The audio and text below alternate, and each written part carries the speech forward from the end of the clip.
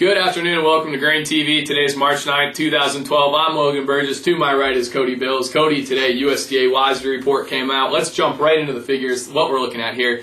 U.S. wheat ending stocks were revised lower here. Lower food demand was compensated by higher export expectations, particularly for hard red winter and white wheat. Coarse grains were really unchanged. Not really a big story there. You're going to talk about that a little bit more later in the show. We did see some action in the corn market today. Kind of the big story, though, soybeans have been the leader to the upside. South American soybean figures were lowered today. Take a look at, here's what we're looking at. You can see the first column here is what the USDA was projecting back in February. Here, the March column is what we saw come out today. As you can see, Argentina lowered by about 1.5 million metric tons. Brazil, 3.5 million metric tons. So a fairly significant downgrade for Brazil, but not really a big shock to the market. You know, we saw AgroConsult come out and peg Brazilian soybean production 69.9 million metric tons late in February. AgWorld kind of on the lower end of those, 68 million metric tons. So this came in right in line with what the trade was kind of expecting. As you can see, we saw soybeans close down 3/4 cent. Not really a big story there.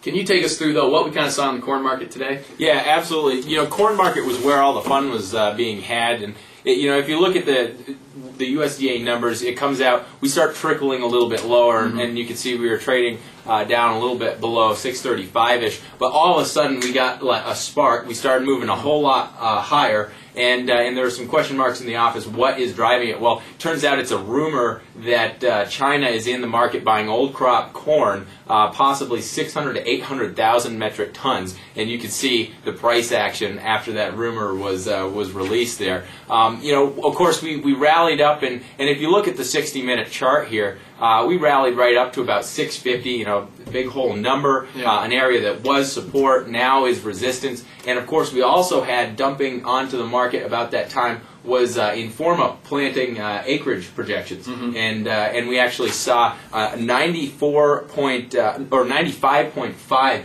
million acres going to corn. That's 800,000 more than they had previously projected, and about 1.5 million over what the USDA is using in their WASDE report right now. So I think that threw a wet towel into the corn market, and you saw some orderly consolidation off those highs over 650. Yeah, Cody, right? As you said, we did trade higher than 650 on that old crop contract right now. If you're a corn producer out there and you're looking at maybe hedging some of this new crop, what are you thinking about right now? What's kind of the thought process you're going through? Well, I think old crop stocks are going to be tight, and I think that what we're going to see here is obviously that spread between old crop and new crop continue to widen here, old crop having a premium over new crop. I'm concerned that this acreage report is going to really hurt the new crop, and I think that it may even drive some acres that had been intending to go to corn, possibly to soybeans. But that's my concern right now. I guess what I'm saying is if you're profitable at these levels, it may be worthwhile to look at the cash market and possibly price some of that new crop corn now before we go into the acreage numbers, because to me, I just think